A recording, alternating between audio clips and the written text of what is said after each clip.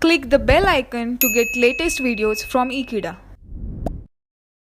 Hello friends, today we will discuss about a classical problem of synchronization known as bounded buffer problem. We will solve this problem as a producer and consumer is consuming and producing in a bounded buffer and how synchronization can be achieved within this problem.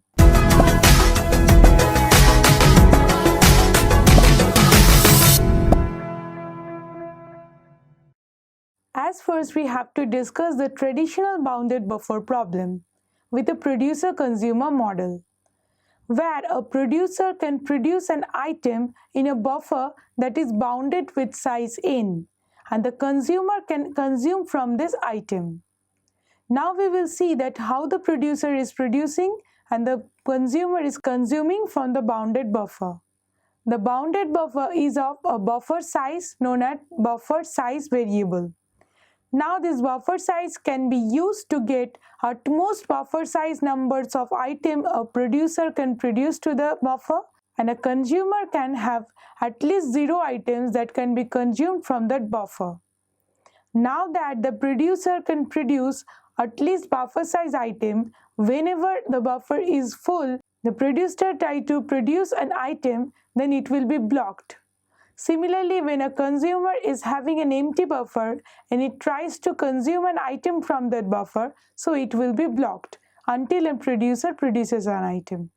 So first we will know that how a producer produces an item and the consumer consumes it.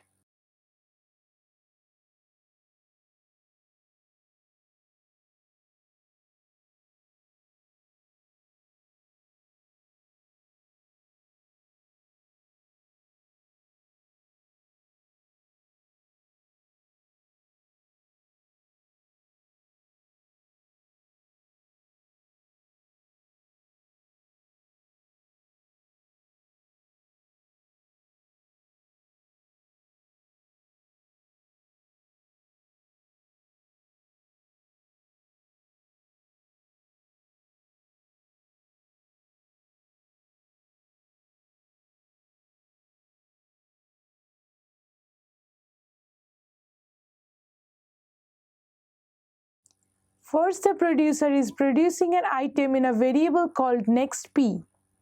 Next, if while the counter is equals to the buffer size, that the counter is full, or the variable buffer has to wait for the producer to block until the item is consumed from that buffer. Now, while it is full and it will be blocked, and otherwise it is actually getting the next p item in the buffer and checking that if the buffer is of the next size, that is suppose 5 and we are in 4, so we are incrementing 4 to 5. Now we will see that how consumer is consumed the process.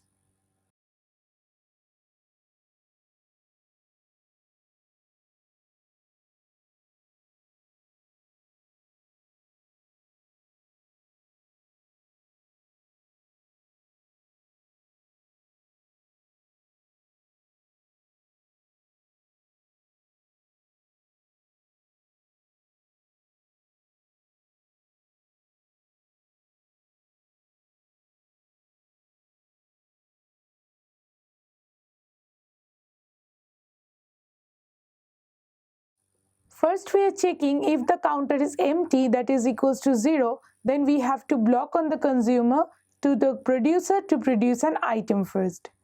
Otherwise, it is consuming the item in the next C and this next incrementing the out pointer to the next process.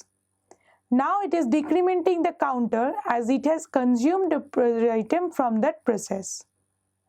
Now we will see that how Semaphore can be implemented to synchronize between these two processes, as these two processes combinedly can give an inaccurate result or separately can give accurate result.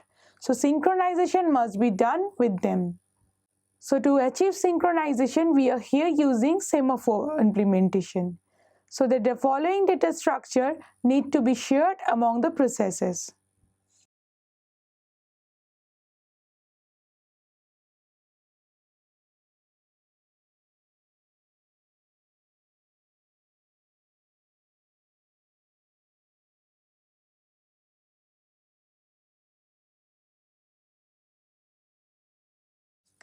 So here are four variables or data structure that needed to be shared between the producer and consumer process.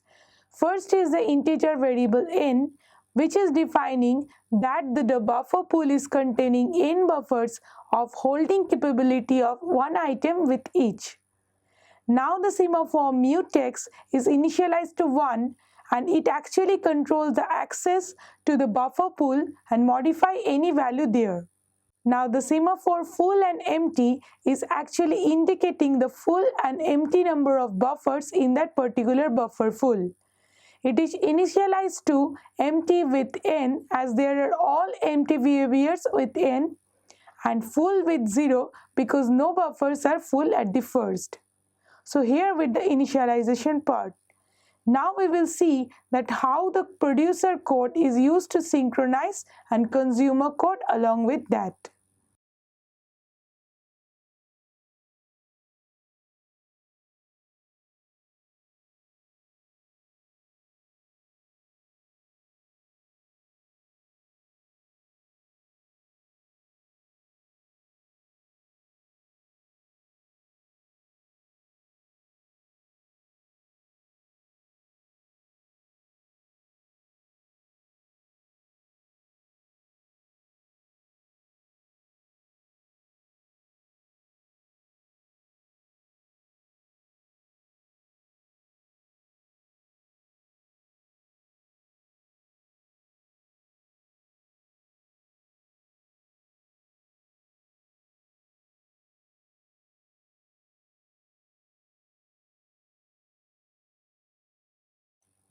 As you can see in the producer code, first is produces an item to a variable next p.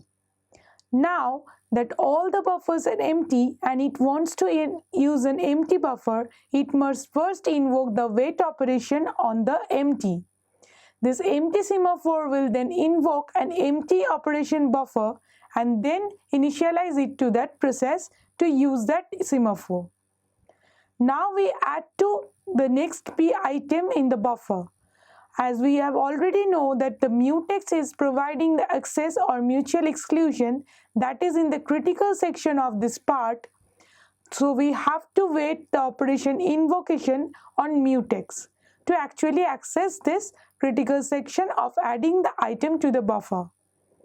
After it has performed the critical section of adding the item to the buffer, it is actually then signaling the mutex by telling that the critical section is over, that is in the exit section of the part, along with it is signaling full. Here you know that the signal is full but the wait was empty. Why this happens? Because when the items want to be produced, then it should be in the empty buffer. But after that item is produced already in the buffer is full now. That is why we are signaling a full semaphore instead of using a signal empty. Now we will see what the consumer do in this way.